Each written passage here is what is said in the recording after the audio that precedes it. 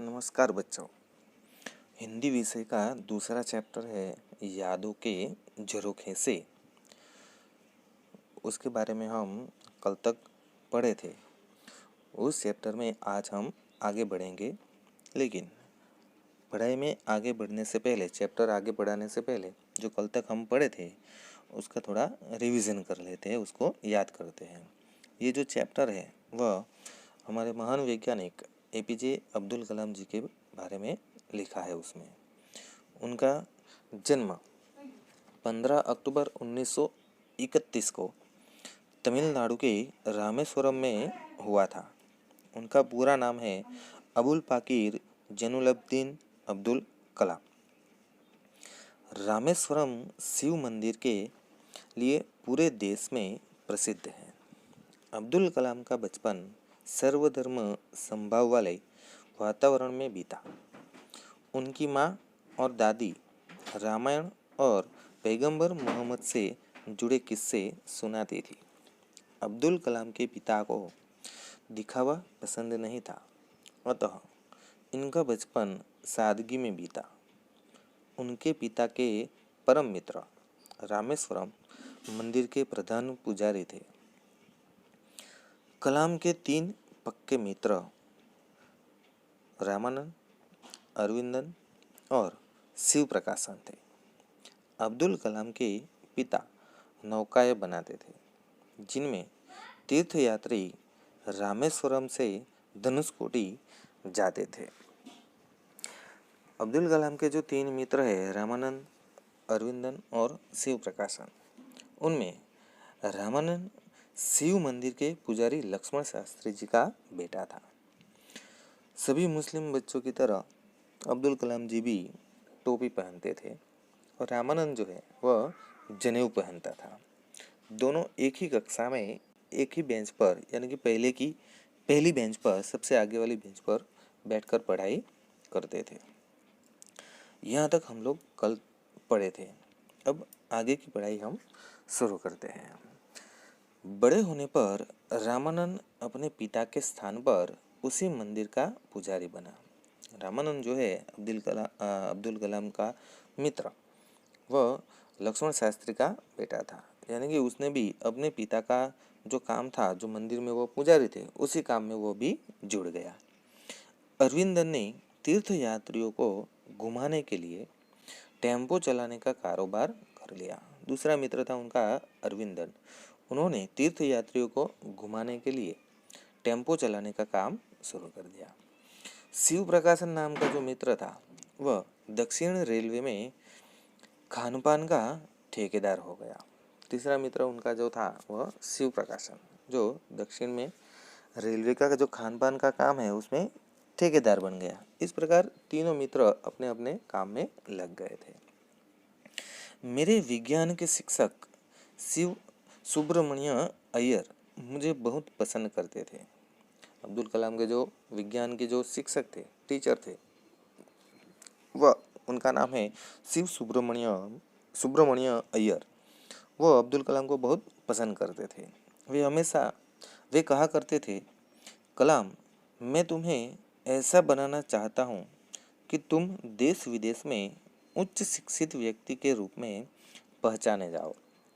वे अब्दुल कलाम को कहते थे, उनके शिक्षक, कि मेरी ये इच्छा है, मैं चाहता हूँ कि तुम बहुत विख्यात हो जाओ, बहुत प्रख्यात हो जाओ, उच्च शिक्षा प्राप्त करके देश में ही नहीं लेकिन विदेश में भी, यानी कि अपने देश में और दूसरे देश में, सभी देश में बहुत उच्च स्थान पर रहो, सभी लोग तुझे पहचाने। द्वितीय विश्व युद्ध समाप्त हो चुका था। भारत की आज़ादी भी बहुत दूर नहीं थी। ये दूसरा विश्व युद्ध समाप्त होने की समय की बात है। दूसरा विश्व युद्ध समाप्त हो चुका था। उसी समय भारत की आज़ादी भी बहुत नज़दीक थी, यानी कि भारत गुलामी की जंजीरों से छूटने वाला था, आज़ाद होने वाला था। मैंने 5वीं कक्षा उत्तीर्ण कर ली थी। आगे की पढ़ाई के लिए रामेश्वरम से बाहर जाना आवश्यक था। अब्दुल कलाम जी ने 5वीं कक्षा की जो पढ़ाई है वह उत्तीर्ण कर ली थी, यानी कि वह पास हो गए थे 5वीं कक्षा। आगे की पढ़ाई जो है वह रामेश्वरम से बाहर जाकर करना पड़ता था, यानी कि 5वीं कक्षा तक ही उनके आसपास में स्कूल थी। उसके आगे की जो पढ़ाई है वो करने के लिए उनको वहाँ से दूर जाना पड़ता था, बाहर जाना पड़ता था। मैंने पिताजी से जिला मुख्यालय रामनाथपुरम जाकर पढ़ाई करने की अनुमति मांगी।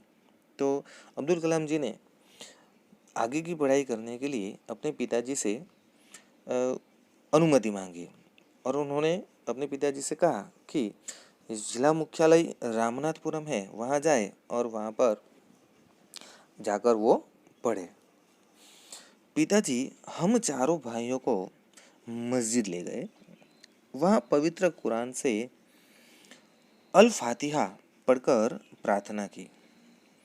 उनके जो अब्दुल कलाम के जो पिताजी थे वह अब्दुल कलाम और उनके जो भाई थे उस सबको, चारों भाइयों को वहाँ से अपनी मस्जिद के पास ले गए, मस्जिद में ले गए। वहाँ पर उन्होंने अपनी जो पवित्र पुस्तक है कुरान, उसका जो अल फातिहा वो पढ़कर सुनाया और प्रार्थना की। फिर पिताजी मुझे रामेश्वरम स्टेशन तक छोड़ने आए और कहा, मेरे बच्चे, ईश्वर तुम्हें खुश रखे। और वह प्रार्थना करने के बाद उनके जो पिताजी हैं वह रामेश्वरम स्टेशन तक छोड़ने के लिए गए अब्दुल कलाम को।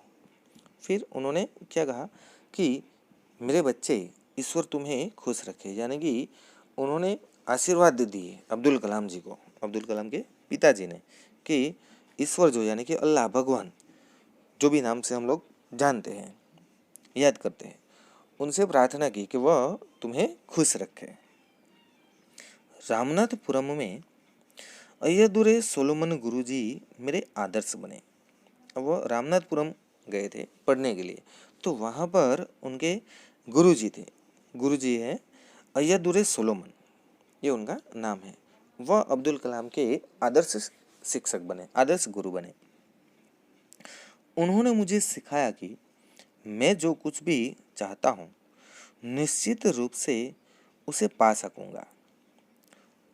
अय्यदुरै सोलोमन गुरुजी ने क्या सिखाया अब्दुल कलाम को कि मैं जो कुछ चाहता हूँ, जो मेरी इच्छा है, वह निश्चित रूप से मैं पा सकता हूँ, यानी कि मेरी इच्छा शक्ति होगी वह मैं प्राप्त कर सकूँगा। ऐसा उनके गुरुजी ने उनको अब्दुल कलाम को सिखाया, समझाया। बचपन से ही मुझे आकाश अपनी ओर आकर्षित करता था। जब अब्दुल कलाम जी छोटे बच्चे थे, बचपना था उनका, उसी समय से उनको ये जो आकाश है, आसमान है, वह अपनी ओर आकर्षित करता था। बहुत पसंद था अब्दुल कलाम जी को आसमान। सारस को समुद्र के ऊपर मंडराते और अन्य पक्षियों को ऊंची उड़ानें भरते देखकर मैं सोचता था कि ये इतना ऊंचा उड़ कैसे लेते हैं। मैंने निश्चय किया कि एक दिन मैं भी आकाश में ऐसे ही उड़ानें भरूंगा।